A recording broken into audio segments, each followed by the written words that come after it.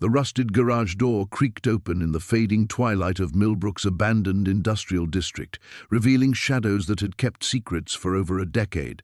Sarah Martinez clutched her crutches tighter, her legs still throbbing from the factory accident that had cost her everything, her job, her savings, and nearly her hope. The $100 she'd scraped together for this foreclosed property was literally her last chance to find something, anything, to sell before the eviction notice became reality. But Sarah wasn't just a desperate mother of two. Before the accident, she'd been the region's top insurance investigator, trained to spot what others missed. As her eyes adjusted to the darkness, she noticed something the bank's assessors hadn't: fresh oil stains beneath tops covering what should have been an empty concrete slab. When she pulled back the first cover, her breath caught. A pristine 1967 Ferrari gleamed beneath, worth more than most people's homes. But taped to the windshield was a letter that made her blood run cold. "If you're reading this, they've already killed me." Sarah's hands trembled as she peeled the envelope from the glass. Her investigator instincts warred with her desperation. This could be her salvation or her doom. The paper crinkled as she unfolded it, revealing handwriting that grew increasingly erratic as it progressed. "My name is Marcus Whitmore. If someone finds this, it means Vincent Chen and his associates finally caught up with me. The cars are just the beginning. What I discovered about Millbrook Industries will destroy half the city's elite, but it cost me everything. Sarah, yes, I know who you are. I've been watching, waiting for someone with your skills to find this place." Sarah's blood chilled. How did a dead man know her name? "Your accident wasn't random. Chen needed you gone before you stumbled onto the Millbrook insurance fraud. They paid your supervisor to assign you cases far from their territory, but you were getting too close anyway. The factory machinery that crushed your leg? Sabotaged. The same way they silenced the 3 other investigators who got curious." The letter slipped from Sarah's fingers. Her accident, the rusted safety rail that had given way, sending her tumbling into the machinery, hadn't been negligence. It had been attempted murder. She forced herself to continue reading. "Behind the false wall at the back of the garage, you'll find everything I collected over 5 years. Insurance records, offshore accounts, murder disguised as accidents. Chen's network reaches into the police, the courts, even City Hall. Trust no one in authority, but the evidence I've gathered will bring them all down, if you're brave enough to use it. The cars are yours now. Sell them carefully, quietly. But whatever you do, don't let Chen know you found this place.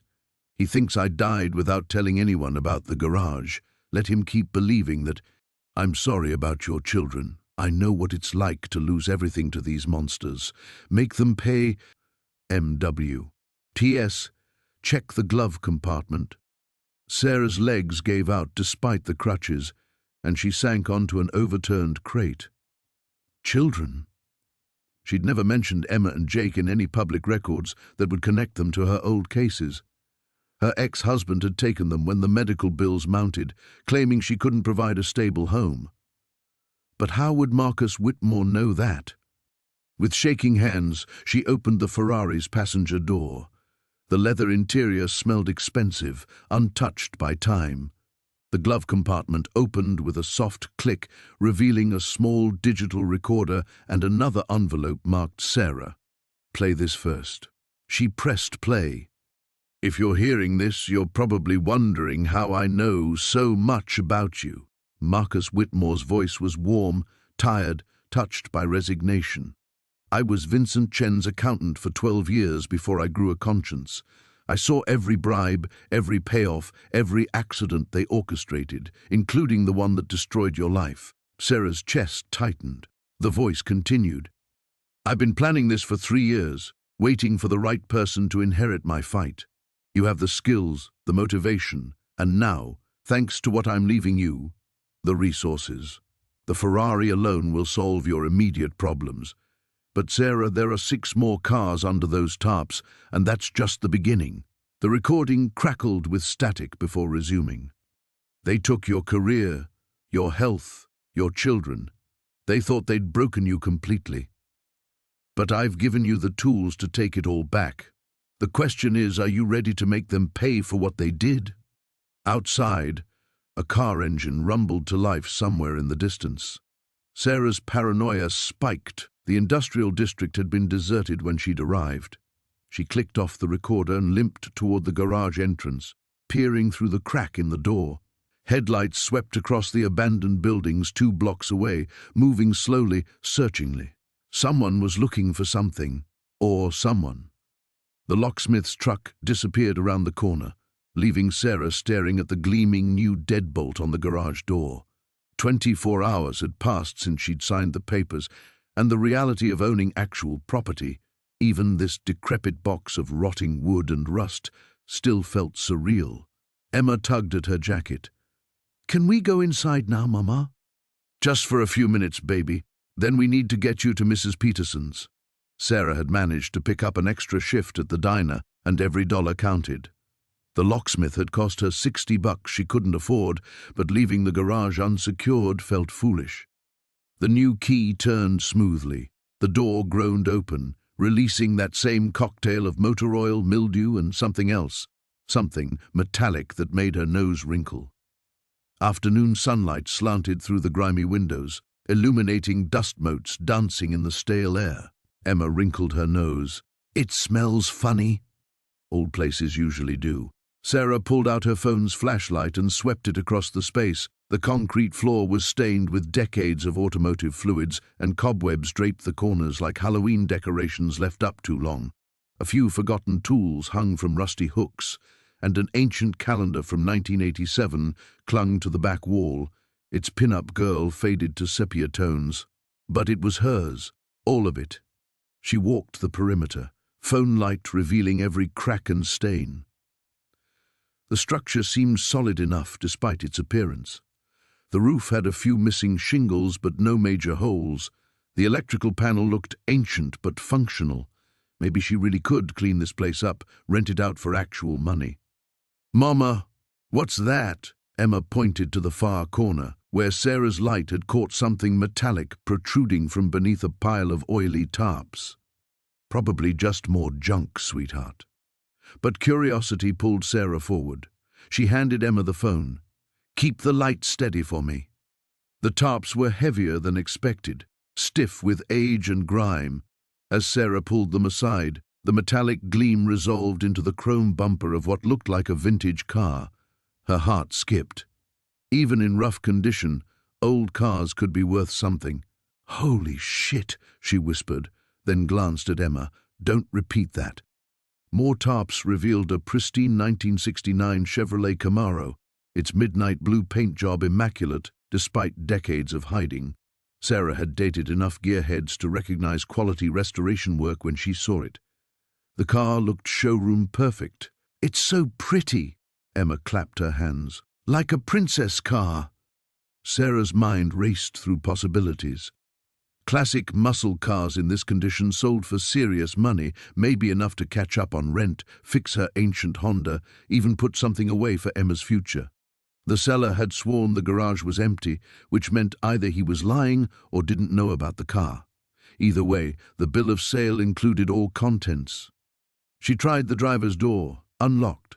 The interior was as pristine as the exterior, black leather seats without a crack, chrome details gleaming, even the radio looked original.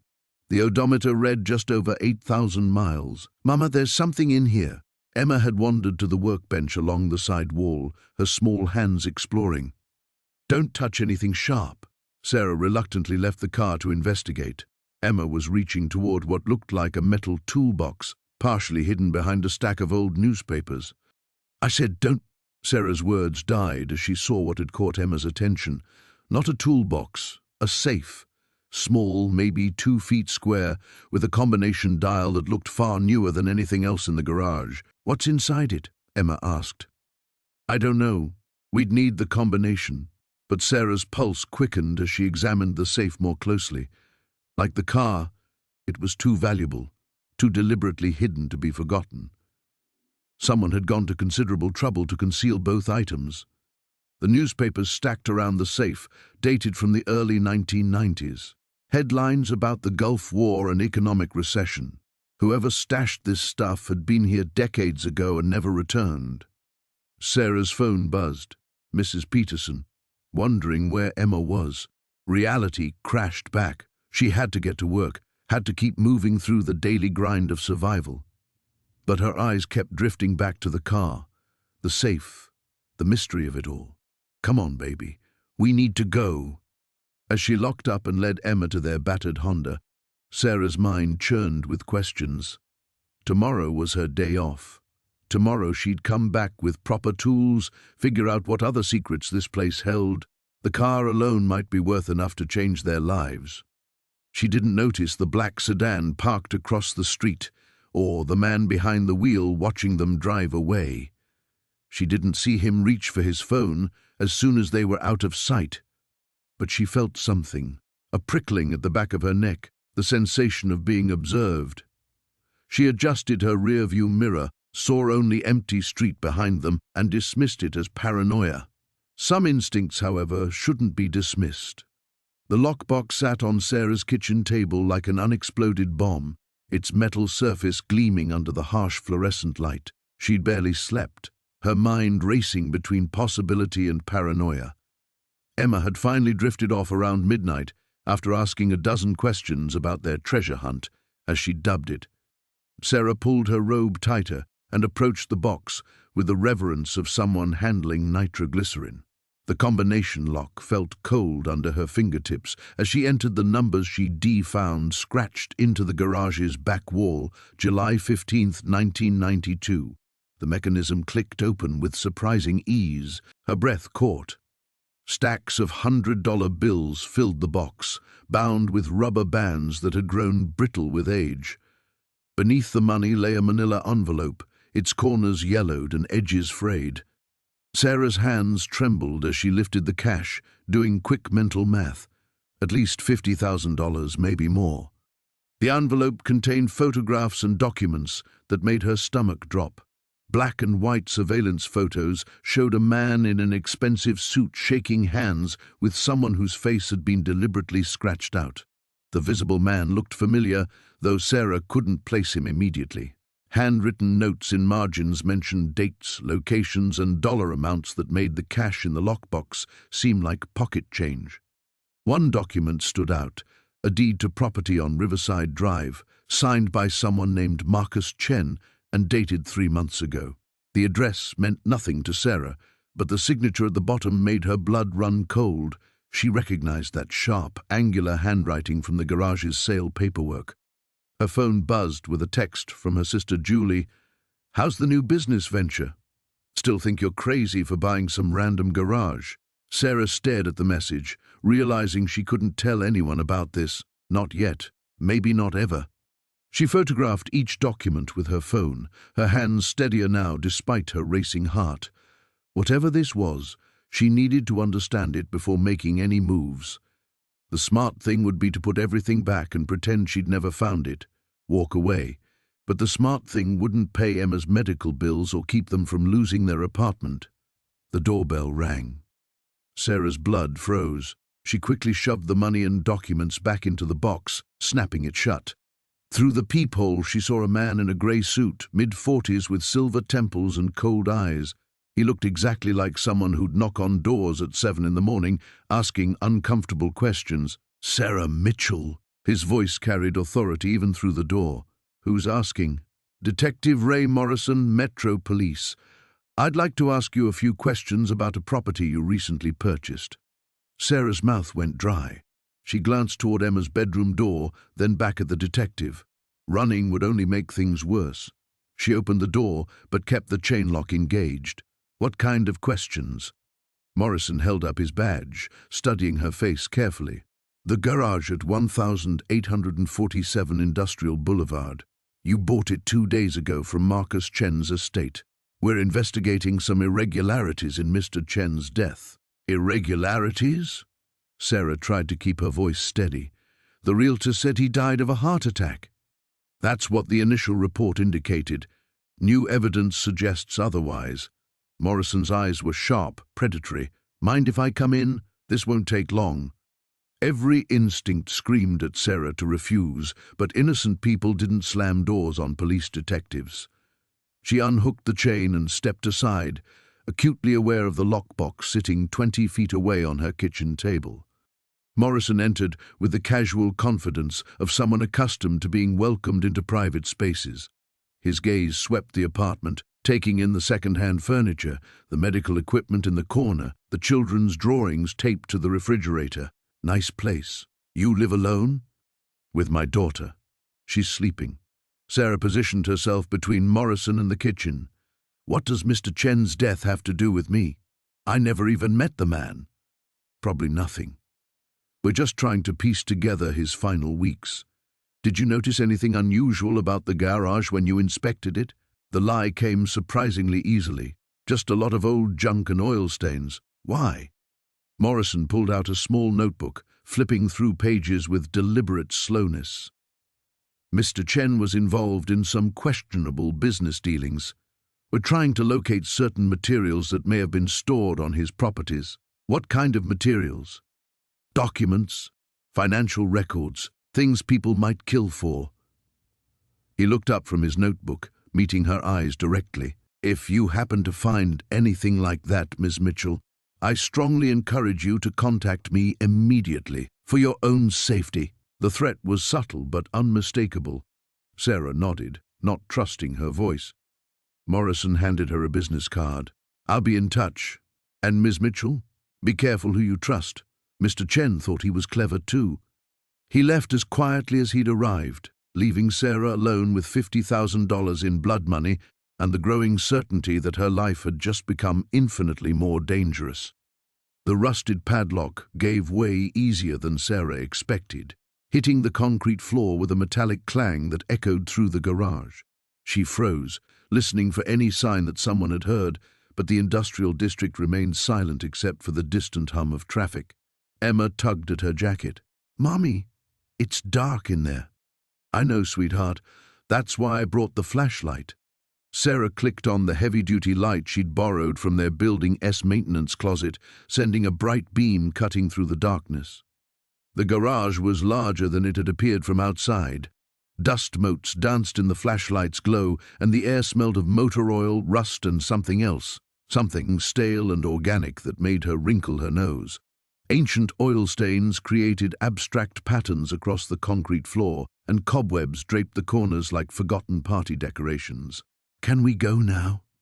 Emma whispered, pressing closer to Sarah's leg. "Just a few more minutes, baby. Mommy needs to see what's in here." The beam revealed the expected detritus of an abandoned automotive business. Rusted tool cabinets, a hydraulic lift that looked like it hadn't worked in decades, and stacks of old tires that had partially collapsed into each other. Nothing that screamed valuable or worth the trouble. Sarah's heart sank. She'd pinned too much hope on this wild fantasy that somehow, miraculously, she'd stumbled onto something that could solve their problems. The reality was exactly what common sense had told her it would be, a worthless shell filled with junk.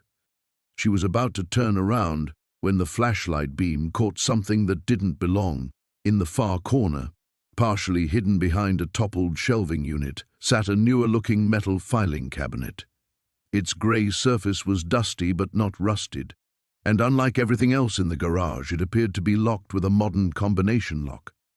Sarah approached it carefully, stepping around scattered hand tools and what looked like the remains of a small engine. The filing cabinet had 4 drawers, each secured with the same type of lock. She tried the top drawer, locked tight. "What's that, Mummy?" "I'm not sure yet." Sarah ran her fingers along the cabinet's edges, searching for any weakness in the locks. The metal was solid, commercial grade. Someone had wanted whatever was inside to stay inside. She examined the area around the cabinet more closely. The dust patterns were strange here, disturbed in some places, as if someone had moved things around more recently than the garage's apparent abandonment would suggest. Behind the cabinet, her flashlight revealed something else unusual. Fresh scratches in the concrete wall, and what looked like the edge of another door. Heart racing, Sarah squeezed behind the filing cabinet. The hidden door was narrow, painted the same industrial grey as the walls, which was why she'd missed it initially. It had no handle, just a small keyhole and barely visible hinges. She pushed against it experimentally. It didn't budge. "Mummy, I want to go home." "I know, sweetheart. Just give me one more minute." Sarah returned to the filing cabinet, frustrated.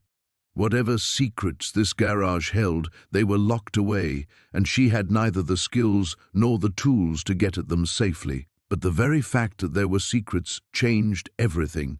The garage wasn't worthless after all. It was deliberately secured. She was about to give up when she noticed something she'd missed before. The bottom drawer of the filing cabinet sat slightly askew, as if it hadn't closed properly. She knelt down and examined it more closely. The lock mechanism looked damaged, maybe forced. With careful pressure, she managed to work her fingers into the gap and pull. The drawer resisted, then suddenly gave way with a screech of protesting metal. Inside were hanging files, dozens of them, all neatly labeled with dates spanning the last 5 years.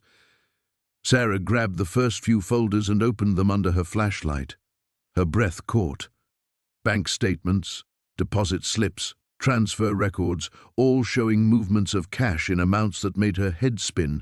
50,000 here, 100,000 there, transactions flowing between accounts she'd never heard of, in banks scattered across 3 states. But it was the letterhead on some of the documents that made her hands start to shake. Meridian Development Corporation, the same company that had been buying up property all over the neighborhood, the same company whose representatives had been pressuring her building's landlord to sell. Emma's small voice cut through her shock. "Mummy, someone's coming." Sarah's blood turned to ice. Through the garage door's grimy windows, she could see headlights sweeping across the chain-link fence. A car was pulling into the lot, moving slowly, deliberately. She stuffed the files back into the drawer and pushed it closed as quietly as she could manage. The headlights grew brighter, and she heard car doors slamming, voices, low, urgent, getting closer. They were trapped. Sarah's hands trembled as she counted the bills for the 3rd time. $27,000 in crisp hundreds, wrapped in rubber bands and stuffed into a metal toolbox that had been wedged behind the garage's water heater. The discovery made her stomach churn with equal parts elation and terror. But Emma needed new school clothes. The electric bill was overdue, and her car was making that grinding noise that promised an expensive repair she couldn't afford. Sarah sat on the garage floor, surrounded by the scattered contents of the box. Beneath the money, she'd found a collection of photographs that made her skin crawl, black and white images of men in expensive suits shaking hands outside what looked like warehouses, younger versions of faces she almost recognized, and in several photos, a man with distinctive scarred hands who kept appearing next to different luxury cars. At the bottom of the box lay a small leather notebook filled with dates, initials, and dollar amounts stretching back 15 years. The handwriting was meticulous, each entry logged with mathematical precision. The amounts started small, thousands here and there, but grew steadily larger. The final entries, dated just 3 months ago, involved figures that made Sarah's head spin. She photographed everything with her phone before carefully replacing the items. Whatever this money represented, it wasn't some forgotten savings account. The systematic documentation, the hidden location, the cash itself, it all screamed of something illegal. The rational part of her mind insisted she should contact the police immediately, turn over the evidence, explain how she'd stumbled upon it, let the authorities handle whatever criminal enterprise had once operated from her garage. But rationality was a luxury she couldn't afford when her daughter was eating generic cereal for dinner and wearing shoes with holes in the soles. Sarah's phone buzzed with a text from her landlord, "Rent late again. Need payment by Friday or start eviction process." She stared at the message, then at the toolbox. 3 days. She had 3 days to come up with $800 she didn't have, or she and Emma would be homeless. The irony of sitting next to enough cash to solve all her immediate problems while being unable to touch it felt like cosmic mockery. A sound outside made her freeze, footsteps on gravel, slow and deliberate. Sarah quickly closed the toolbox and switched off her flashlight, plunging the garage into darkness. Through the grimy window, she could make out a figure moving along the fence line, pausing every few steps as if examining the property. The footsteps stopped directly outside the side door. Sarah held her breath, phone clutched in her hand, thumb hovering over the emergency call button. The door handle rattled once, then again more forcefully. When it didn't give way, she'd had the locks changed immediately after purchase. She heard the soft scrape of metal on metal. Someone was trying to pick the lock. Sarah's mind raced through her options. The main garage door was locked from the inside, but the mechanism was old and loud. She'd never make it out without being heard. The side door was being compromised, and the windows were too high and narrow to climb through quickly. She was trapped. Moving as quietly as possible, Sarah maneuvered deeper into the garage, using her phone's dim screen to navigate around scattered tools and debris. She found a wrench heavy enough to serve as a weapon and positioned herself behind an overturned workbench. The lock-picking stopped. For a moment, she thought whoever it was had given up. Then she heard the gentle creak of hinges, and a thin beam of light swept across the floor where she'd been sitting minutes earlier. The intruder moved with practiced silence, methodically searching the space. Sarah could hear the soft sounds of items being moved, examined, replaced. Whoever this was knew exactly what they were looking for. The beam of light grew closer to her hiding spot. Sarah gripped the wrench tighter, her palms slick with sweat. Through a gap in the workbench, she caught a glimpse of work boots and dark jeans, male probably, based on the size and gait. Then her phone chose that moment to buzz with another text message. The sound was barely audible, but in the absolute silence of the garage, it might as well have been a fire alarm. The footsteps stopped instantly. The flashlight beam swung toward her hiding place. Sarah closed her eyes and prepared to run. The manila envelope trembled in Sarah's hands as she spread its contents across her kitchen table. Emma was finally asleep, her fever having broken just before bedtime, and the apartment felt unnaturally quiet. The overhead light cast harsh shadows across the photographs and documents that would change everything. The first photograph showed a man in an expensive suit shaking hands with someone whose face had been deliberately scratched out with a pen. The timestamp read 3 years ago. Sarah recognized the suited man immediately. Mayor Richard Blackwood, his campaign smile plastered across half the billboards in town. In the background, she could make out the entrance to Riverside Construction, the company that had been awarded most of the city's major development contracts. She picked up another photo. Same location, different angle. This time, she could see briefcases being exchanged, and the scratched-out figure was handing Blackwood what looked like an envelope. Her stomach tightened as she reached for the next item, a ledger filled with dates, amounts, and initials. The numbers were staggering, payments ranging from $50,000 to $500,000, all marked with cryptic abbreviations. RC Project Alpha, Waterfront Development Override, Zoning Amendment 47B. The documents painted a picture of systematic corruption that reached into every corner of the city government. Construction permits fast-tracked for enormous fees, environmental reports buried, safety inspections falsified, and at the center of it all was Mayor Blackwood, his initials appearing next to nearly every transaction. Sarah's hands shook as she found a bank statement in the pile. The account holder's name had been blacked out, but the routing number was local. Recent deposits matched the amounts in the ledger perfectly. Someone had been very careful to document everything, too careful. This wasn't just record-keeping, this was insurance. The sound of footsteps in the hallway made her freeze, heavy, deliberate steps that stopped just outside her door. Sarah quickly gathered the papers, stuffing them back into the envelope as quietly as possible. The footsteps resumed, moving past her apartment, but her heart continued to race. She needed to think clearly. Someone had hidden this evidence in the garage, someone who knew its value and its danger. But who? And why hadn't they retrieved it? The most obvious answer sent ice through her veins, because they couldn't, because they were dead. Her phone buzzed with a text from an unknown number. "We need to talk. Coffee shop on 5th Street, tomorrow 2 p.m. Come alone. A friend who knows what you found." Sarah stared at the message, her mouth dry. How could anyone know what she'd discovered? She'd been alone in the garage, had told no one about the hidden room. Unless someone had been watching, unless she'd triggered some kind of alert when she'd broken through that wall. She deleted the message and turned off her phone, but the damage was done. They knew. Whoever they were, they knew she had stumbled onto something that could destroy careers, send people to prison, maybe even topple the current city administration, the kind of secret that people killed to protect. The envelope felt radioactive in her hands. She could burn it, pretend she'd never found it, go back to her quiet life of financial desperation. But the money, God, with what she knew, she could demand enough to secure Emma's future forever. College, medical care, a real home, everything she dreamed of providing but never could afford. Or she could die trying.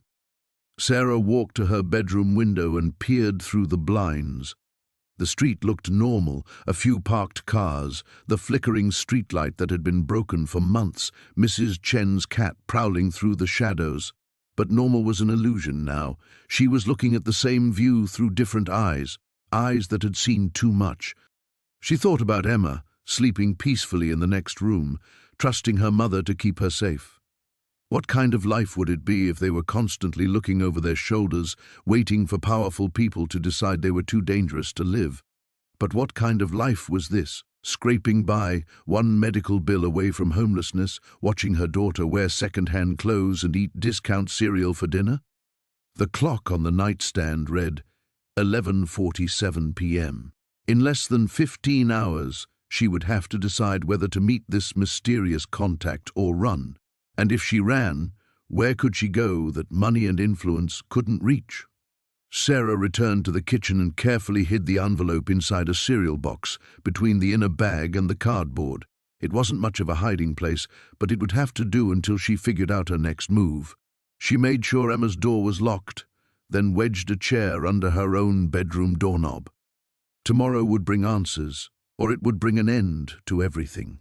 As she lay in bed staring at the ceiling, Sarah realized she'd already made her choice. She was going to that coffee shop. She was done running from her problems. Now she would make her problems run from her. The burner phone buzzed against Sarah's palm at exactly 6:47 p.m., the harsh vibration making her jump despite expecting the call. She'd been pacing her cramped living room for the past hour, checking and rechecking the locks while Emma watched cartoons, blissfully unaware of the storm gathering around them. "Hello?" Sarah's voice came out steadier than she felt. "You have something that belongs to me." The voice was cultured, refined, not the gravelly threat she'd anticipated. It carried the kind of authority that came from boardrooms and country clubs, which somehow made it more terrifying. "I don't know what you're talking about." A soft chuckle. "Miss Chen, please, we're both adults here. You purchased a property from the city. You found certain materials that were never meant to see daylight." Sarah's blood turned to ice. They knew her name, her real name. "Who is this?" "Someone with significantly more resources than you can imagine, and significantly less patience than you might hope." The voice paused, letting the weight of the words settle. "The documents you discovered detail transactions from a different era, a time when business was conducted with fewer regulatory constraints." Through the window, Sarah watched a black sedan cruise slowly past her building. It was the third time she'd seen it in the last 2 hours. What kind of transactions? The kind that powerful people pay handsomely to keep buried. The kind that could unravel decades of carefully constructed legitimacy. The man's tone remained conversational, as if discussing the weather. "Senator Morrison's Infrastructure Committee has awarded billions in contracts over the years.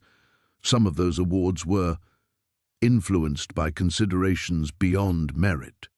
Sarah's mind raced. She'd heard of Morrison, a silver-haired veteran politician known for his crusade against government corruption. The irony was suffocating.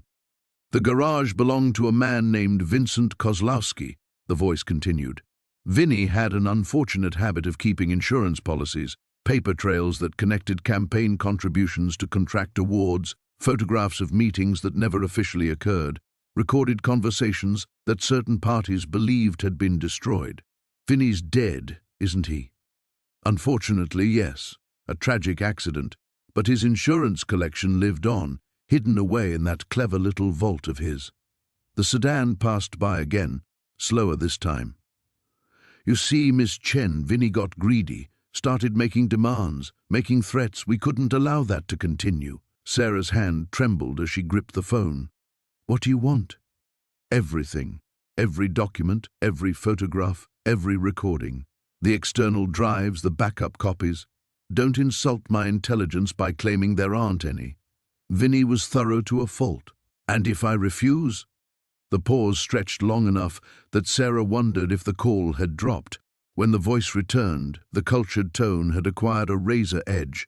Your daughter attends Lincoln Elementary, 2nd grade, Mrs. Patterson's class. She walks home every Tuesday and Thursday because you can't afford the after-school program. The room tilted. Sarah's vision blurred at the edges as pure terror flooded her system. Don't you dare! She's a beautiful child. Reminds me of my own granddaughter. I would hate for anything unfortunate to happen to her. The words were delivered with the same casual tone one might use to comment on the stock market. But accidents happen, Miss Chen. Children wander into traffic. They accept rides from strangers. They disappear. Sarah's legs gave out, and she collapsed onto the couch. Emma glanced over, concerned by the sudden movement, but turned back to her show when Sarah managed a weak smile. You have 48 hours, the voice continued. There's a storage facility on Industrial Boulevard called Secure Space. Unit 247. The code is 30,847. Place everything inside and walk away. Do this and you'll never hear from us again. You can return to your quiet little life with your daughter safely by your side. How do I know you won't just kill us anyway? Because, Miss Chen, we're not monsters. We're businessmen. Dead bodies attract attention, investigations, complications. Much simpler to let you live quietly, understanding that discretion ensures your continued well-being. The line went quiet except for the sound of Sarah's ragged breathing. Oh, and Miss Chen, don't consider running. Don't think about going to the police or the media. We have people everywhere. Law enforcement, government, news organizations. People who understand that some secrets are worth protecting. You have no allies in this fight, only the choice between cooperation and consequence. The call ended with a soft click, leaving Sarah staring at the silent phone. Outside, the black sedan had parked across the street. Even from her window, she could see the silhouette of someone behind the wheel, watching. Emma's laughter drifted over from the television, a sound that had always brought Sarah comfort. Now it felt fragile, precious, something that could be stolen away by forces she never knew existed. Sarah closed her eyes and tried to think.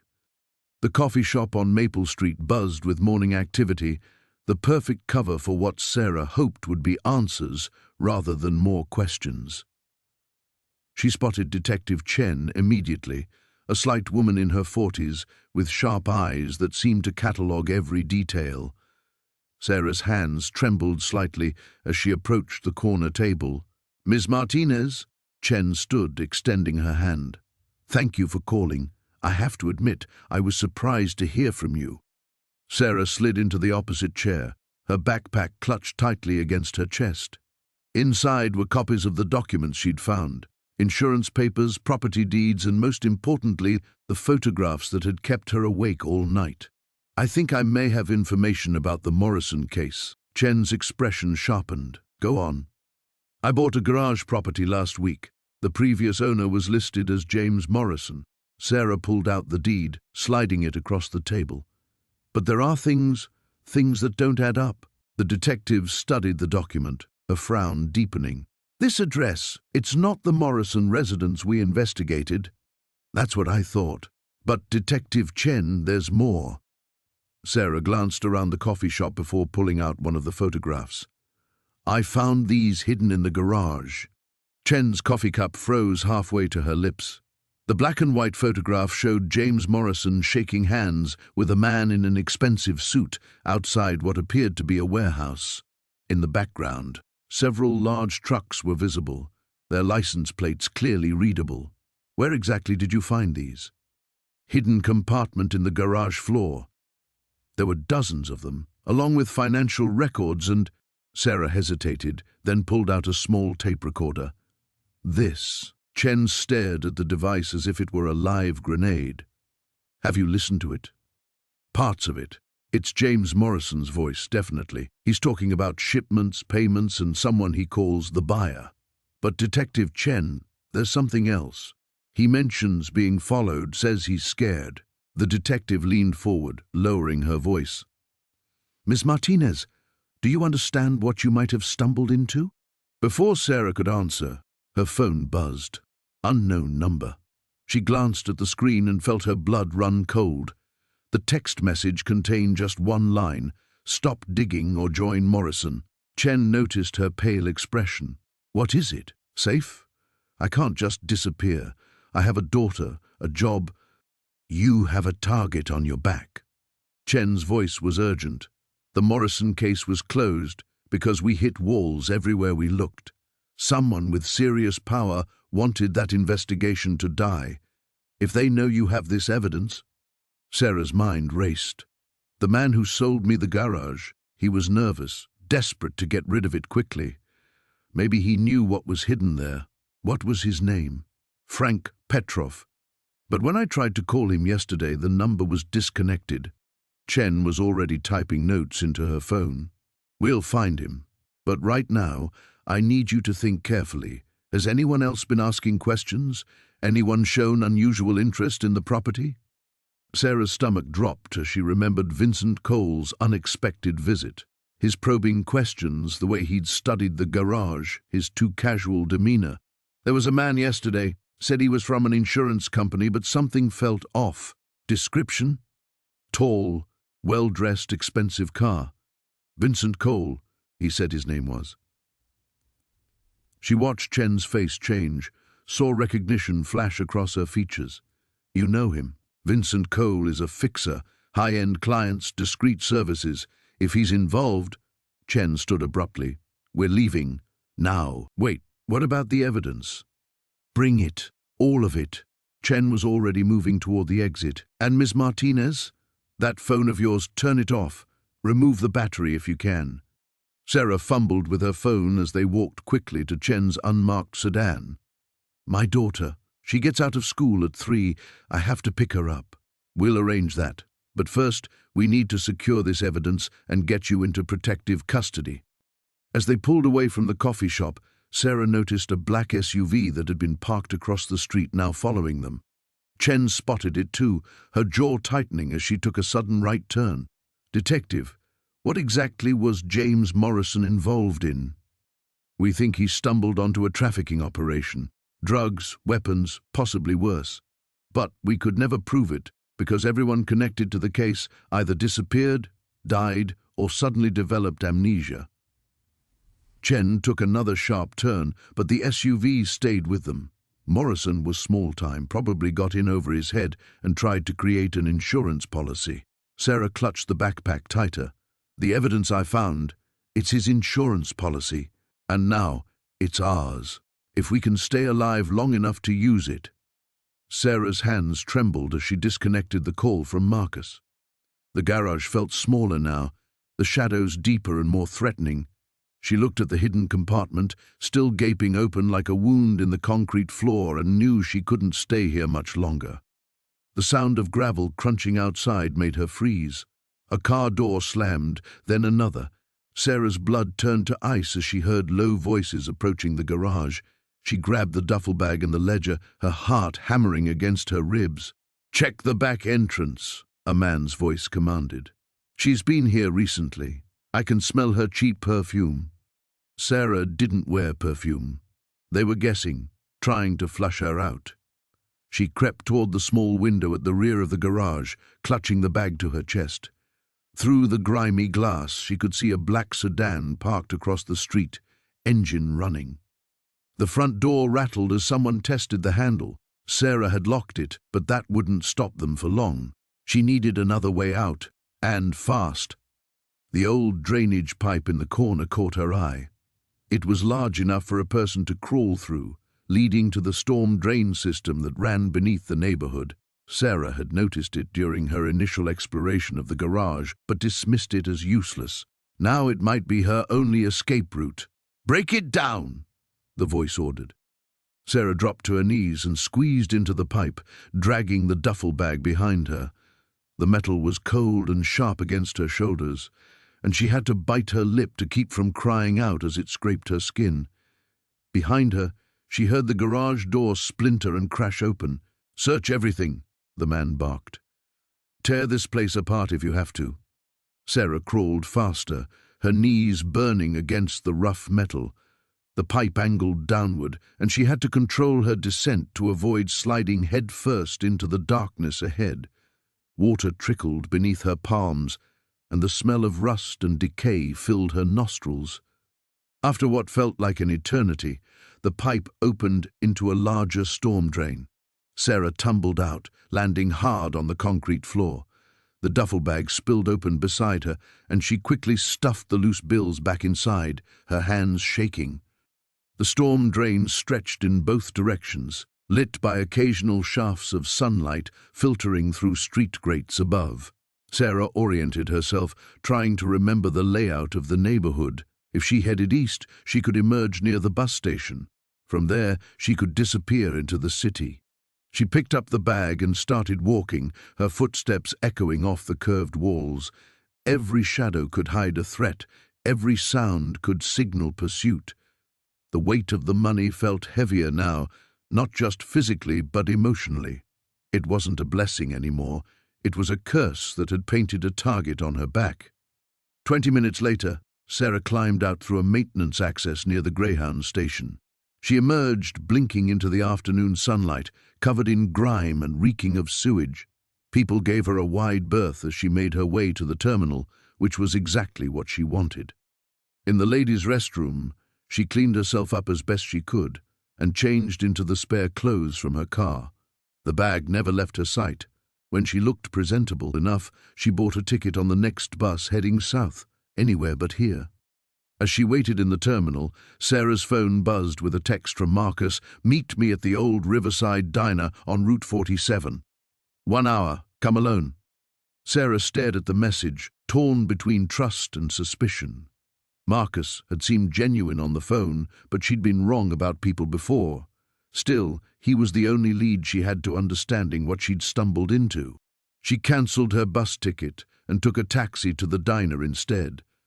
The driver kept glancing at her in the rearview mirror, making her paranoid that everyone was watching her. By the time they reached the run-down restaurant, Sarah's nerves were frayed beyond repair. The Riverside Diner looked like it had seen better days in the 1950s.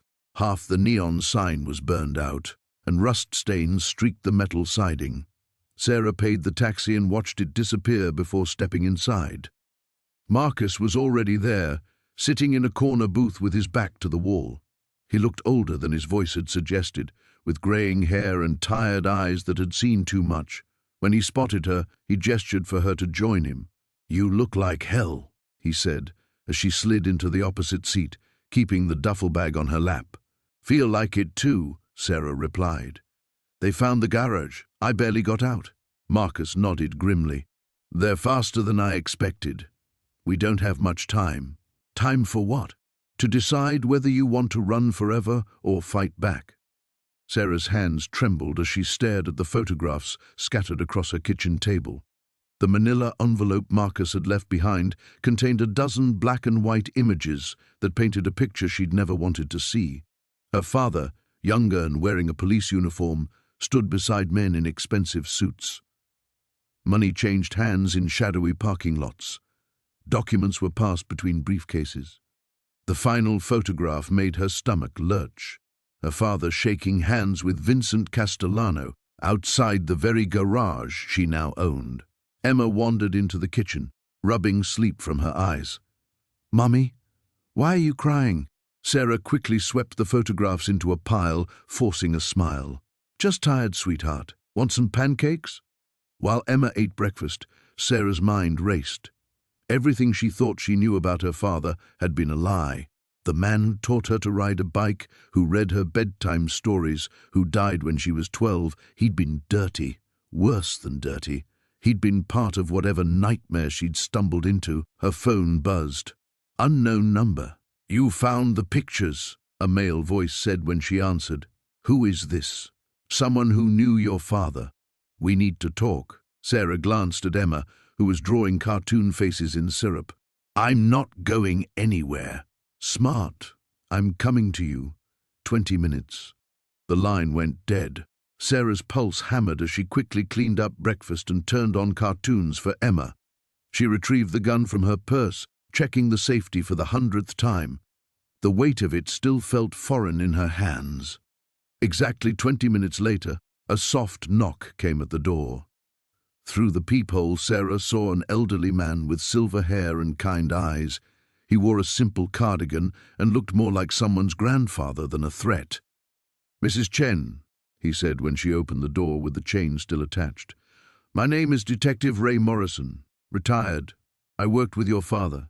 She studied his face, then slowly unlatched the chain. He entered quietly, his eyes immediately finding Emma in the living room. "Beautiful daughter," he said. "Your father would have been proud." "Don't." Sarah's voice was sharp. "Don't talk about him like you knew him. Those pictures—" "Tell one story, yes, but not the whole story." Morrison settled into a chair at her kitchen table, moving with the careful precision of someone nursing old injuries. Michael Chen was a good man, caught in an impossible situation.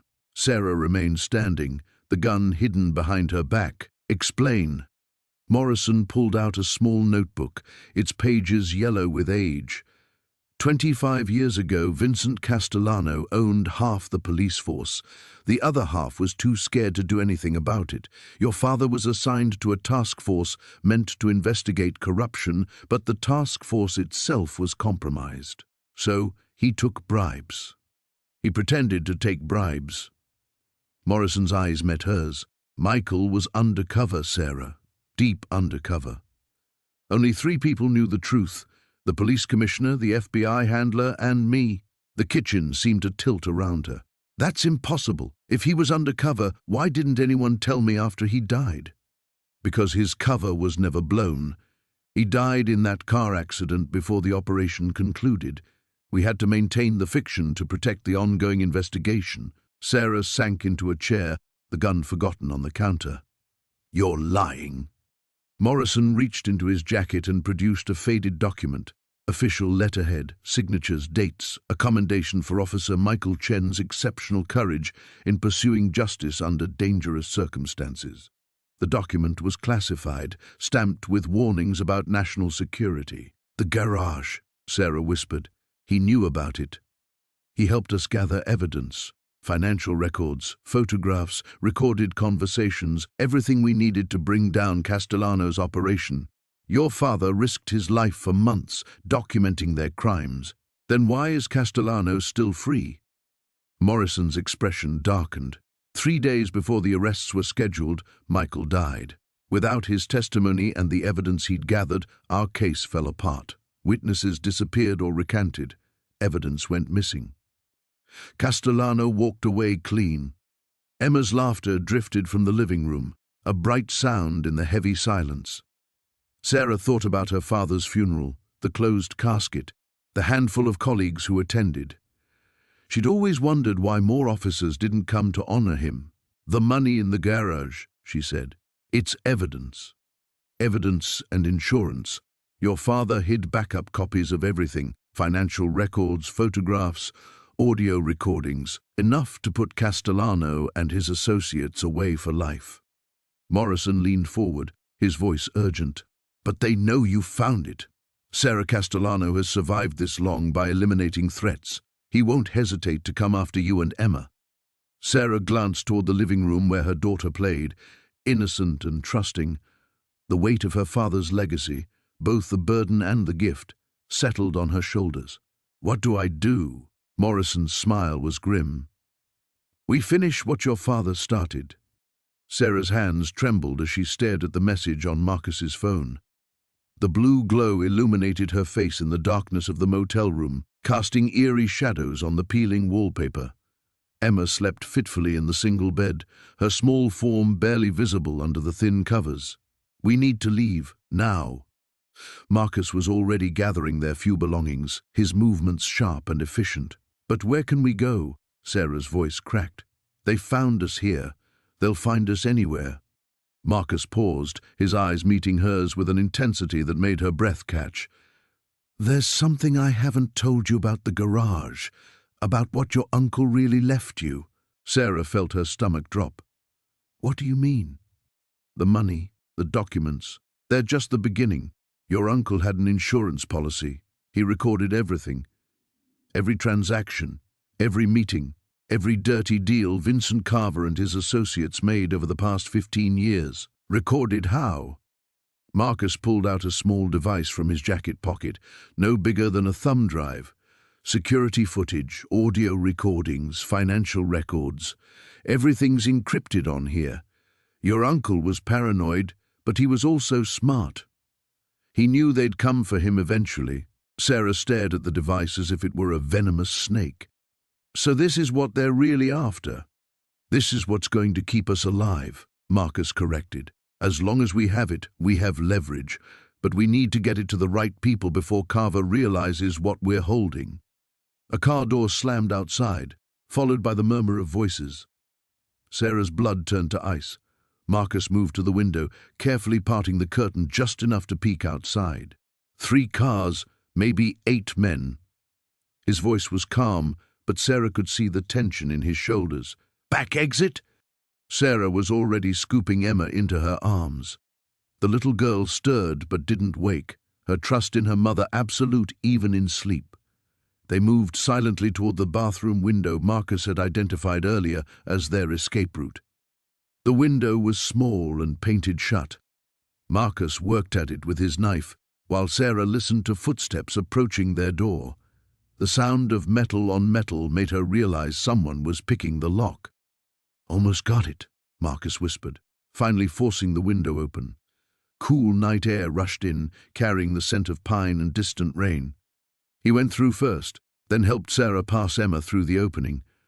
The little girl woke as cold air hit her face, but Sarah quickly pressed her finger to her lips. Emma nodded solemnly, understanding the game they'd been playing for days now. They found themselves in a narrow alley behind the motel. Sarah could hear voices from their room now, angry and frustrated. They had maybe minutes before the search expanded outside. Marcus led them through a maze of back streets, keeping to shadows and avoiding streetlights. Sarah's lungs burned as she carried Emma, but adrenaline kept her moving. Behind them, she could hear car engines starting, the sound of an organized search beginning. There, Marcus pointed to an all-night diner 3 blocks away. "We can call for help from there." "Call who?" "The police are compromised. You said so yourself." "Not local police. FBI. I have a contact, someone who's been investigating Carver's organization for years." They reached the diner and slipped inside. The fluorescent lights were harsh after the darkness, and Sarah blinked as her eyes adjusted. A tired-looking waitress glanced up from her magazine, taking in their disheveled appearance with practiced indifference. Marcus guided them to a booth in the back corner, away from windows. Emma curled up against Sarah's side, still half asleep. The normalcy of the diner, the smell of coffee, the hum of the refrigerator, the soft jazz playing overhead, felt surreal after the terror of the past hour. "Agent Rebecca Torres," Marcus said quietly into his phone. "I know it's late, but this can't wait. It's about Vincent Carver." Sarah watched his face as he spoke, noting the way his expression grew more intense. Whatever the person on the other end was saying, it wasn't what he'd hoped to hear. "Understood. We'll be there." He hung up and looked at Sarah with grim satisfaction. "She wants to meet, but it has to be now, and it has to be public. She's as paranoid about this as we are." "Where?" "The cathedral downtown. Main entrance, 1 hour." Sarah looked down at Emma, who had fallen back asleep against her shoulder. "What if this is a trap?" "Then we're already dead," Marcus said simply. "But if it's not, this could be our way out." Outside, Headlights swept past the diner's windows. Sarah couldn't tell if it was their pursuers or just late-night traffic, but every shadow seemed to hide a threat. The small device in Marcus's pocket felt like it carried the weight of the world, and she realized that their next decision would determine whether they lived to see morning. The warehouse district felt like a graveyard at 3 in the morning. Sarah's hands trembled as she gripped the steering wheel of Marcus's borrowed sedan, her eyes scanning the shadows between buildings for any sign of movement. The phone in her lap buzzed with another text from Marcus, police scanner quiet. "You have maybe 20 minutes before patrols swing by." She parked 3 blocks away from the garage, just as they'd planned. The weight of the Glock in her jacket pocket felt both reassuring and terrifying. 2 days of Marcus's crash course in self-defense hadn't made her a fighter, but it had taught her how to point and squeeze if her life depended on it. The key turned silently in the garage's side door. Sarah slipped inside, her penlight cutting through the darkness. The hidden room behind the false wall gaped open like a wound. She'd left it that way after their hasty retreat, when Detective Morrison had shown up asking questions that cut too close to the truth. Most of the cash remained untouched, bundled and stacked like building blocks of temptation, but Sarah wasn't here for money tonight. She was here for answers. Marcus's research had revealed a pattern in the old newspaper clippings they'd found. 3 whistleblowers, 3 convenient accidents, all connected to city contracts worth millions. But there had to be more evidence. Men like Councilman Bradford didn't stay in power for 3 decades without keeping insurance policies. Sarah moved methodically through the remaining boxes, photographing documents with her phone. Her pulse quickened when she found a manila envelope marked with Bradford's initials.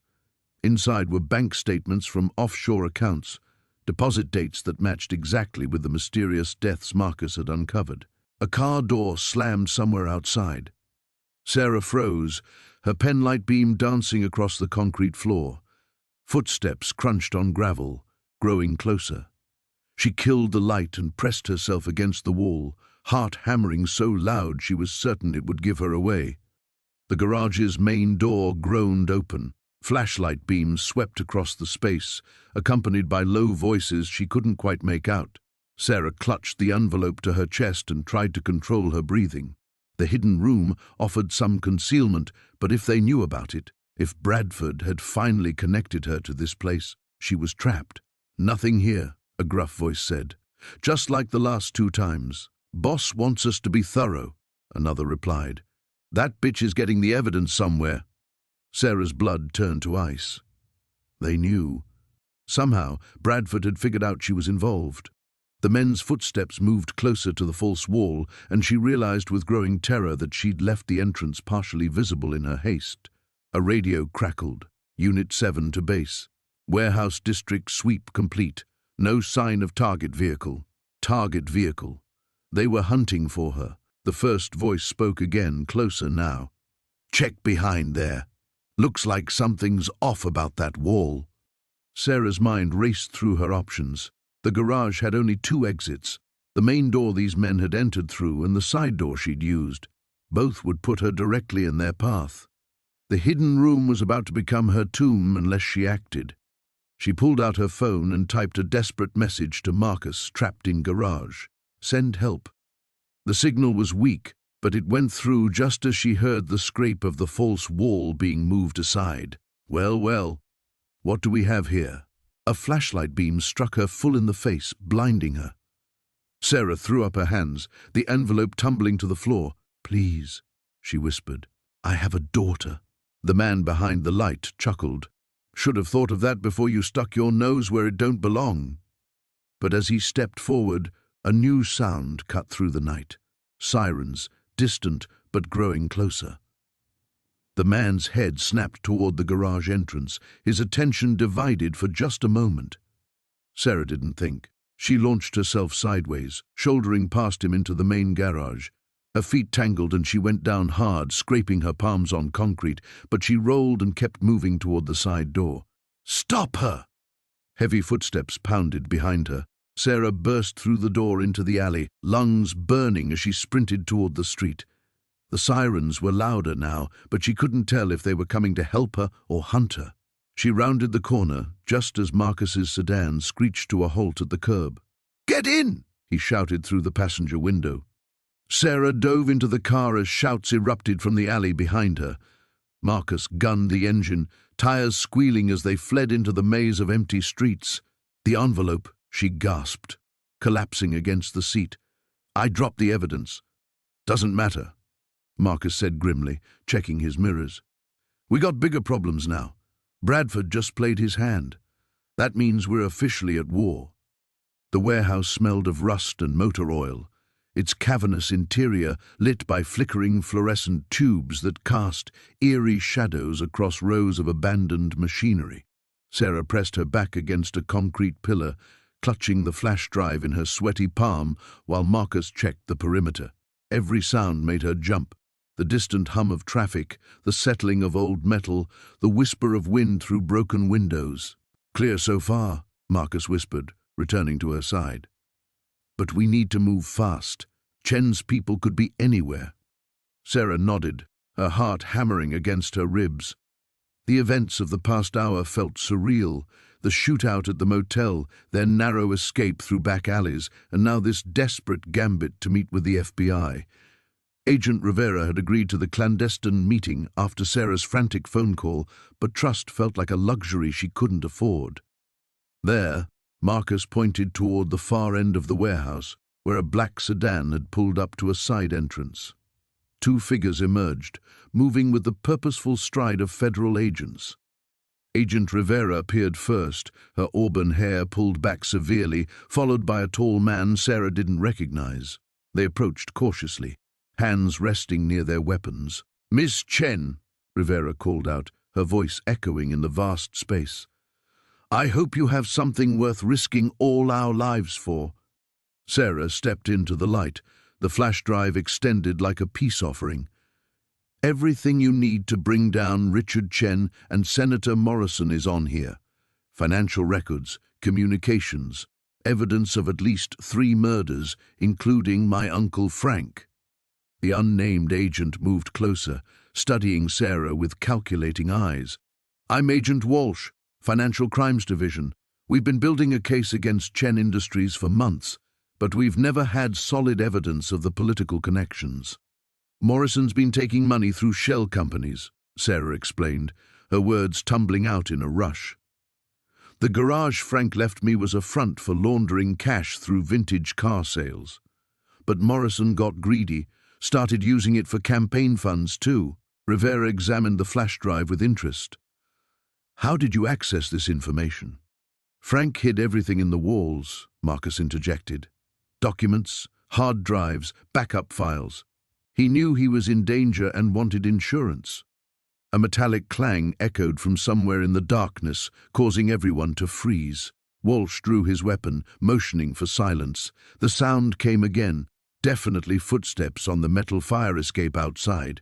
"We're blown," Marcus hissed. "How many knew about this meeting?" Rivera's face had gone pale. "Only my direct supervisor and—" Her eyes widened in realization. "Walsh, did you report our location?"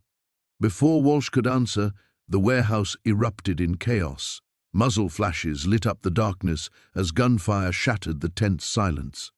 Sarah hit the ground hard, her knees scraping against concrete as bullets whined overhead. "Move!" Rivera shouted, grabbing Sarah's arm and hauling her toward a cluster of machinery that offered better cover.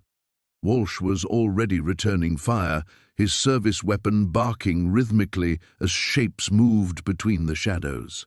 Sarah caught a glimpse of at least 4 men in tactical gear advancing from multiple directions. "The drive!" she gasped, realizing it had fallen from her grip during the chaos. "Forget it," Rivera snapped. "We need to get you out alive first." But Marcus was already crawling back toward where Sarah had dropped it, his movements barely visible in the strobing darkness. A line of bullet impacts chased his path, sparks flying from ricochets off metal surfaces. Sarah watched in terror as one of Chen's men flanked their position, his rifle trained on Marcus's exposed back. Without thinking, she lunged forward, screaming a warning that probably saved Marcus's life, but drew the gunman's attention to her instead. The man swung his weapon toward her, and time seemed to slow. Sarah saw his finger tightening on the trigger, saw Rivera trying desperately to get a clear shot, saw Marcus spinning around with the recovered drive clutched in his fist. Walsh appeared behind the gunman like a ghost, his pistol pressed against the man's head. "Drop it!" The standoff lasted maybe 3 seconds before the remaining attackers realized their teammate was compromised. They melted back into the shadows as quickly as they'd appeared, leaving only the acrid smell of gunpowder and the ringing silence of aftermath. "Everyone okay?" Rivera asked, her weapon still drawn as she scanned for threats. Sarah nodded shakily, accepting Marcus's help getting to her feet. The drive was safe, but the attack proved something chilling. Chen's reach extended deeper into law enforcement than they'd realized. "We can't stay here," Walsh said grimly, "and we can't trust normal channels anymore." Rivera studied the flash drive in Sarah's trembling hand. "Then we do this the hard way. Off the books, outside the system. But first we need to get you somewhere Chen will never think to look." Sarah glanced at Marcus, seeing her own exhaustion reflected in his eyes.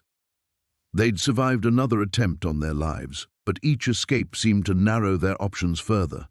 The net was tightening, and she wasn't sure how much longer they could stay ahead of it. The warehouse smelled of rust and motor oil, its cavernous space stretching into shadows that seemed to swallow sound.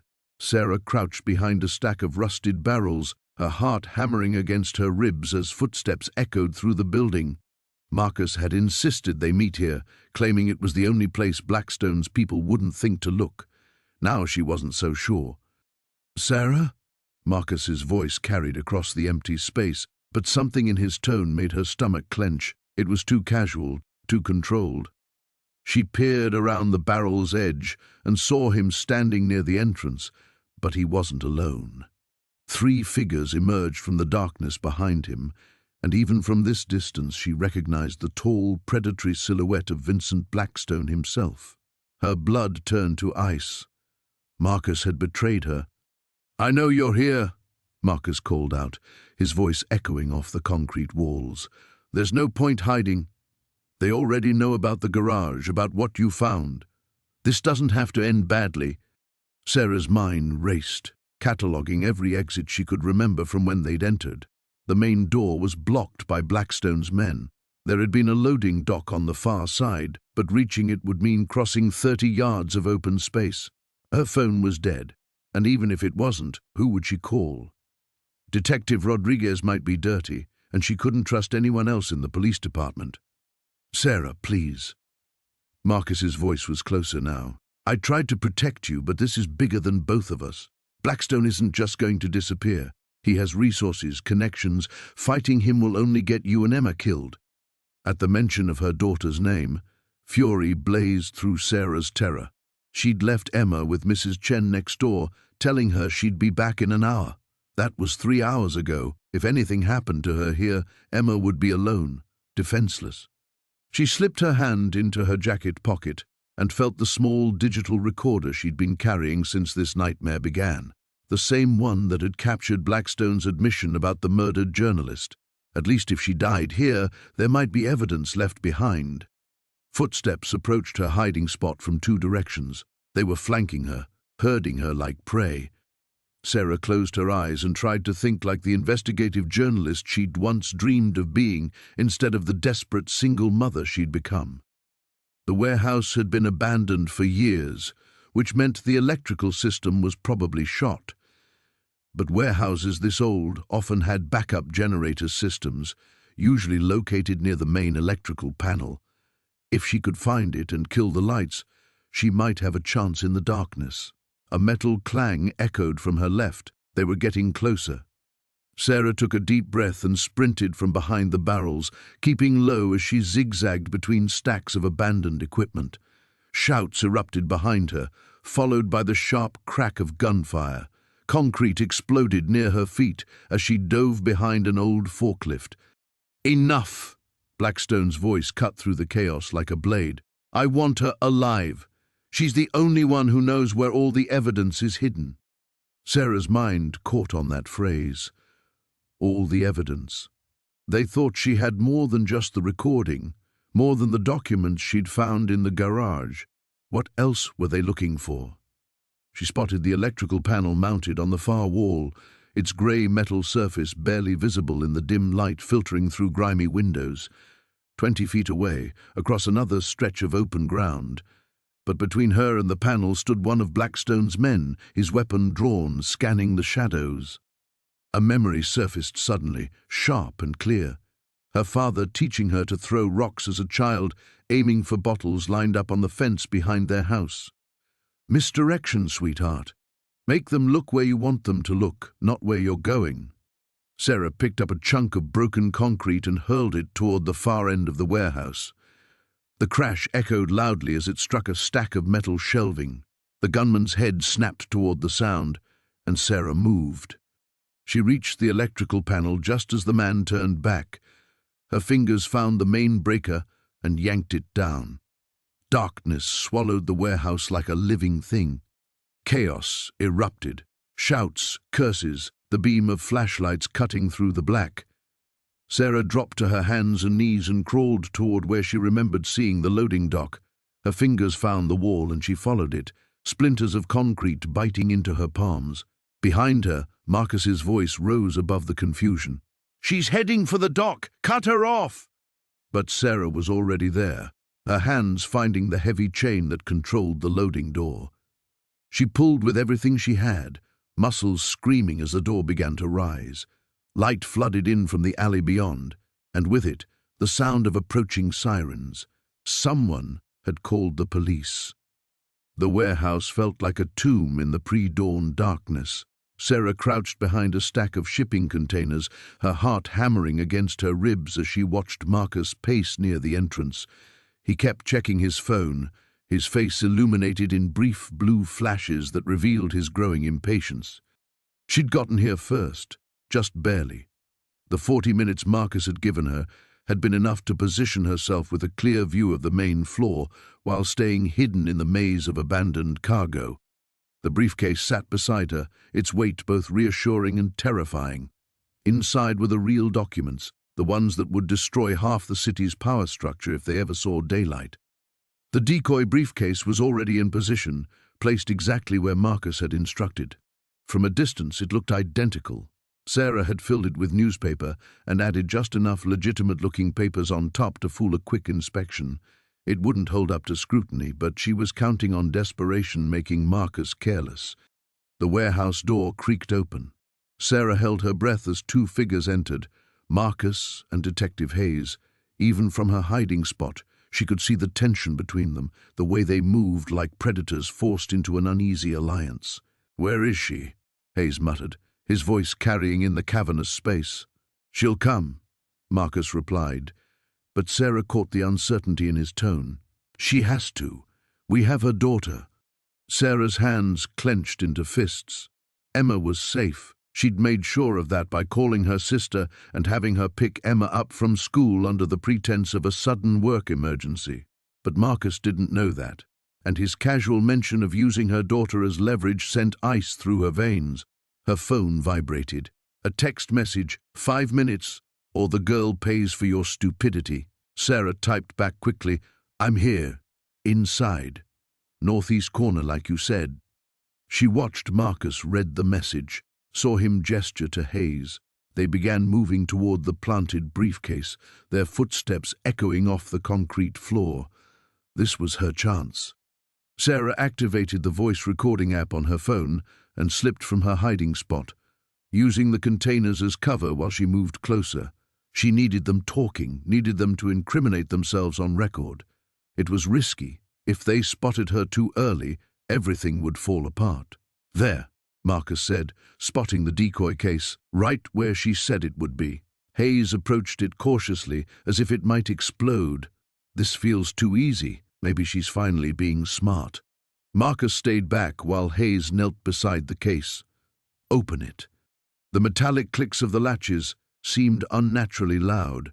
Hayes lifted the lid, and even from her position, Sarah could see his posture change as he realized what he was looking at. "Son of a bitch," Hayes snarled, standing abruptly. "It's fake. Newspapers and garbage." Marcus's face went white, then red with fury. "That lying little—" He spun around, scanning the warehouse. "Sarah, I know you're here. You just signed your daughter's death warrant." This was it. Sarah stepped out from behind the containers, keeping her distance but making herself visible. "Emma's not where you think she is," she called out, proud that her voice stayed steady. "She's safe, and she's going to stay that way." "You have no idea what you're dealing with," Marcus shouted back.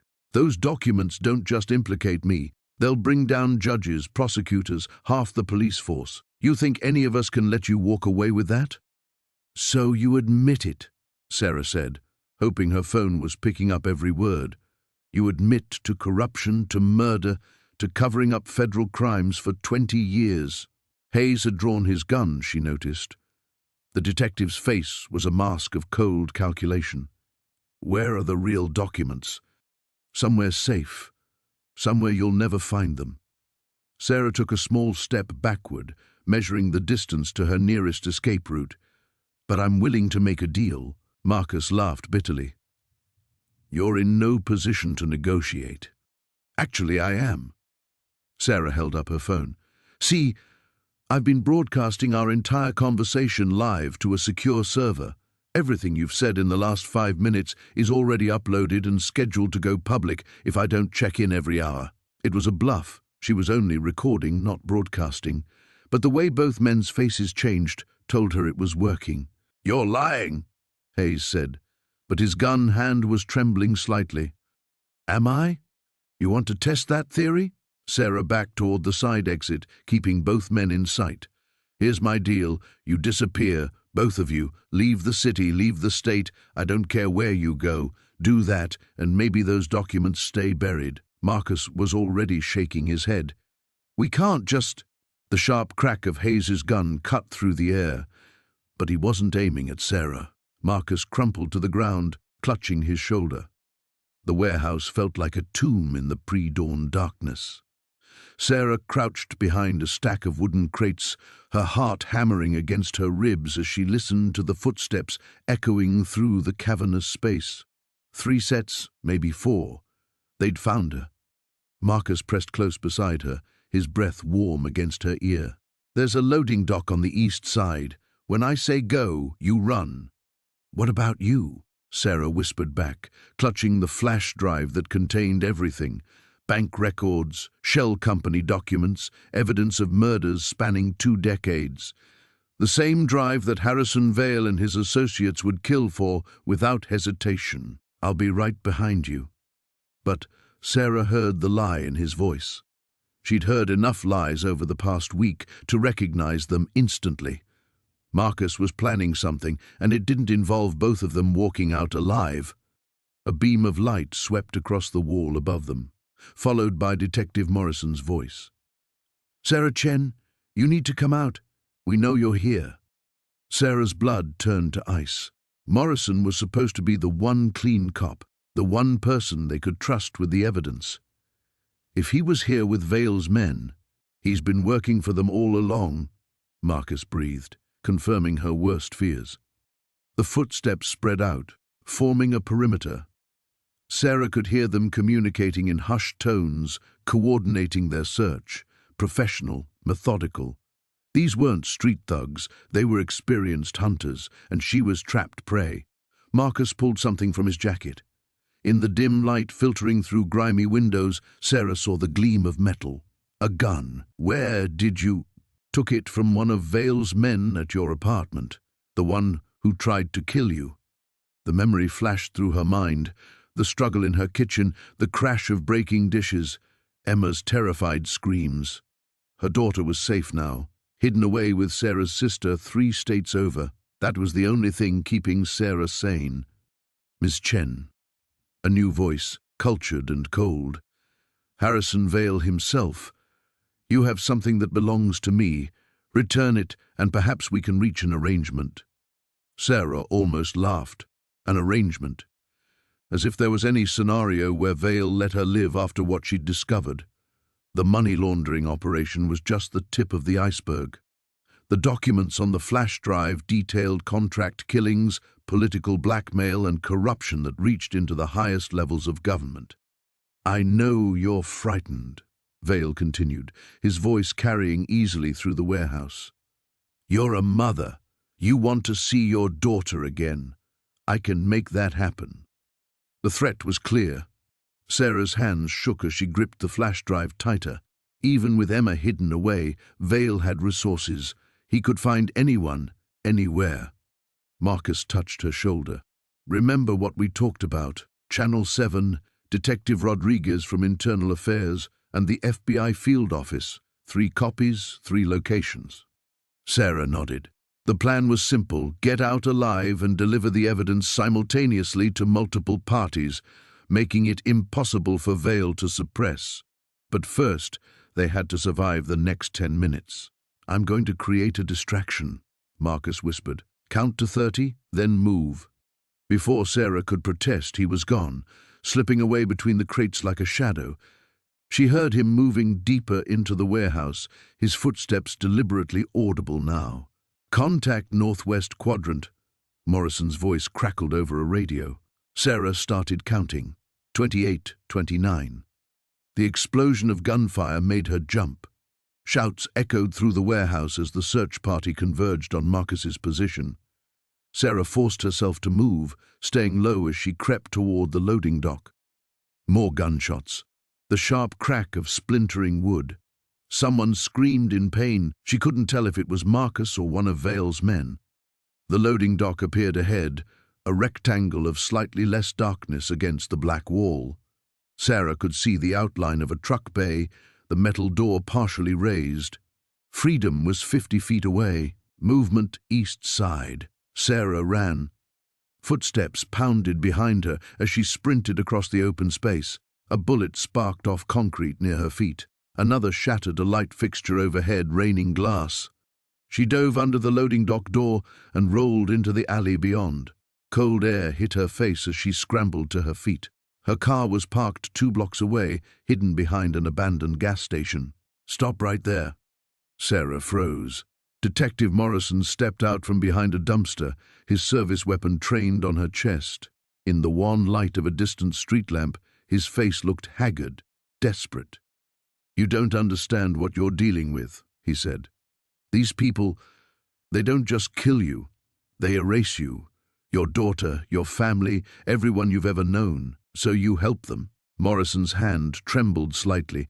"I protect my family, just like you're trying to protect yours." From inside the warehouse came the sound of approaching footsteps. Sarah's time was running out.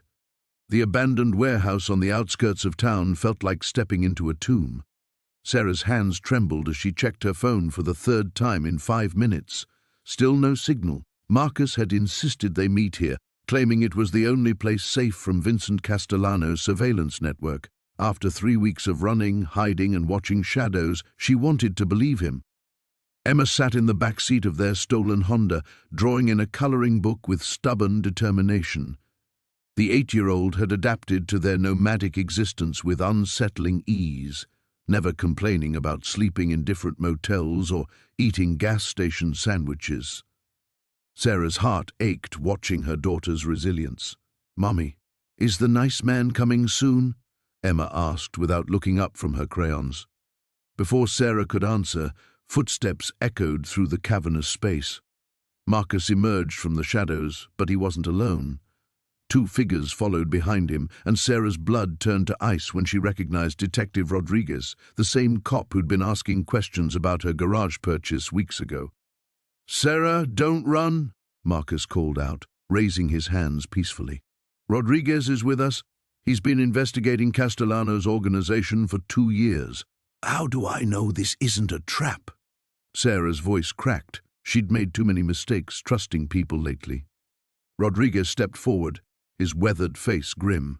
"Because Vincent Castellano murdered my partner 6 months ago when he got too close to the truth about the money laundering operation. That garage you bought? It was their primary distribution point for over a decade. Sarah's mind reeled. The hidden compartments, the unexplained cash, the desperate attempts to reclaim the property, it all clicked into place like pieces of a horrifying puzzle. The previous owner, Harold Chen, figured out what was happening, Rodriguez continued. He tried to expose them. Castellano had him killed and made it look like a heart attack, then put the property up for sale through shell companies. They never expected some random single mother to actually buy it and discover their setup. Marcus pulled out a thick manila envelope. "We have everything, Sarah. Bank records, shipping manifests, recorded conversations, enough evidence to bring down Castellano's entire network. But we need your testimony about what you found in that garage. And, in exchange, witness protection for you and Emma," Rodriguez said. "New identities, relocation, financial support until you can rebuild your lives. It's not perfect, but it's survival." Sarah looked back at Emma, who was now watching the adults with wide, curious eyes. Her daughter deserved a normal life, soccer practice, birthday parties, a mother who wasn't constantly looking over her shoulder. But witness protection meant disappearing forever, leaving behind everyone they'd ever known. "There's something else," Marcus said quietly. "Castellano's people found your apartment. They know about Emma's school, your sister's address, your ex-husband's new place in Portland. Running isn't an option anymore." A chill ran down Sarah's spine. She'd been careful, or so she thought, but powerful men with unlimited resources could find anyone, anywhere. "How long do I have to decide?" "We're moving tonight," Rodriguez answered. "Castellano's getting desperate.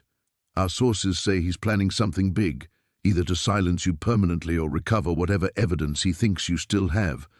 The sound of car engines outside made everyone freeze. Rodriguez immediately drew his weapon, motioning for silence. Through the grimy warehouse windows, Sarah could see black SUVs surrounding the building. Her heart hammered against her ribs. "Back exit," Marcus whispered urgently. "Now." Sarah grabbed Emma from the car, but her daughter's coloring book fell to the concrete floor, pages scattering in the wind that whistled through broken windows. Emma reached for it instinctively. "Leave it, baby," Sarah whispered. "But it has my drawing of our new house," Emma protested softly. The innocence of that statement hit Sarah like a physical blow. Emma was still planning for their future, still believing in happy endings despite everything they'd endured. Sarah couldn't let that hope die in this cold, empty warehouse. Rodriguez and Marcus flanked them as they moved toward the rear of the building. Outside, voices shouted orders, growing closer. Sarah could hear boots on gravel, the metallic click of weapons being readied. "There's a drainage tunnel 50 yards behind this building," Rodriguez said. "It connects to the storm system. You can reach the interstate from there. What about you two?" "We'll buy you time," Marcus replied grimly. Sarah realized she was about to make the most important decision of her life. Everything that happened next would determine whether Emma grew up free or spent her childhood looking over her shoulder, whether they lived in fear or found the courage to fight back against monsters who thought they were untouchable. The warehouse door exploded inward with a thunderous crash. Sarah's hands trembled as she signed the final document, the pen feeling impossibly heavy between her fingers. Detective Rodriguez slid the papers across the scarred table in the FBI field office, his expression a mixture of relief and exhaustion that mirrored her own. "It's over," he said quietly. "Blackwood Industries is finished. The money laundering operation, the offshore accounts, the bodies buried to protect their secrets, all of it comes out now." Through the reinforced window, Sarah could see news vans gathering in the parking lot like vultures. The story was already breaking across every major network. Billionaire Marcus Blackwood arrested, corporate empire crumbling, a single mother's garage purchase that brought down a criminal dynasty. But Sarah felt hollow inside, emptied of everything except bone-deep fatigue. The fortune she'd discovered, what was left after legal fees and restitution, would indeed change her life. Emma would go to college. They'd have a real home. The desperate poverty that had driven Sarah to buy that garage in the first place was over forever. The irony wasn't lost on her. She'd gotten exactly what she'd wanted, just not how she'd imagined. "Mrs. Chen?" Agent Morrison appeared in the doorway. "There's someone here to see you." Sarah looked up, expecting another lawyer or federal prosecutor. Instead, a woman in her 60s stepped into the room, her silver hair pulled back in an elegant chignon. She wore a simple black dress that probably cost more than Sarah's monthly rent, but her eyes were kind. "My name is Eleanor Blackwood," the woman said, extending a manicured hand. "Marcus's aunt." Sarah stiffened, every instinct screaming danger. Rodriguez moved slightly closer, his hand instinctively shifting toward his weapon. Eleanor noticed and held up both hands. "I'm not here to threaten anyone. Quite the opposite." She took a seat across from Sarah, her movements careful and deliberate. "I've spent 30 years trying to expose what my nephew was doing.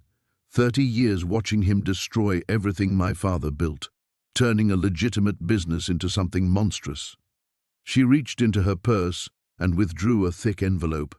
"These are copies of documents I've been collecting, evidence I could never use because I couldn't prove how I obtained it. But now, with everything coming to light..." Sarah stared at the envelope without touching it. "Why bring this to me?" "Because you did something I couldn't." Eleanor's voice carried decades of regret. "You were brave enough to see it through. When they came after you, when they threatened your daughter, you didn't run. You didn't take their money and disappear. I didn't have a choice." "We always have choices, dear. I made mine 30 years ago when I decided to stay quiet, to work from the shadows instead of risking everything. You made yours when you walked into that police station with a bag full of evidence." Eleanor stood, leaving the envelope on the table. "That contains account numbers for legitimate charities my father established before he died. Charities Marcus gutted to fund his operations. With the assets being recovered, they can be restored. I thought you might want to be involved in that process." After Eleanor left, Sarah sat alone with Rodriguez, staring at the envelope. Outside, the sun was setting, painting the sky in shades of orange and purple. Somewhere across town, Emma was at her friend's house, finally able to be a normal 12-year-old again, instead of looking over her shoulder for danger. "What happens now?" Sarah asked. Rodriguez leaned back in his chair. "Now you go home. You figure out what normal looks like. You try to forget the feeling of someone pointing a gun at your head." Forget, I mean. He was quiet for a long moment. "The nightmares fade. The paranoia gets better. But you're changed now. You've seen what people are capable of when enough money's involved. That doesn't just go away." Sarah thought about the garage where it all started, now sealed off with crime scene tape while forensics teams catalogued every hidden compartment, every secret Michael Torres had died protecting. She thought about Torres himself, whose desperate attempt to expose the truth had cost him everything but finally succeeded through her stumbling discovery. She picked up the envelope Eleanor had left behind. Inside were photographs of children at a summer camp, teenagers receiving college scholarships, families in shelters getting help to rebuild their lives. All programs that had existed before Marcus Blackwood decided his greed mattered more than his grandfather's legacy. "Rodriguez?" Sarah looked up at the detective who'd become her unlikely ally. "When I was desperate enough to buy that garage, I thought I was just looking for something to flip for quick cash. But maybe I was supposed to find it. All of it." He nodded slowly. "Maybe you were." As they left the federal building together, Sarah felt something she hadn't experienced in years, genuine hope for the future. Not just for financial security, but for the possibility that she'd found her purpose in the wreckage of someone else's sins. The nightmare was finally over. Now she could begin to live.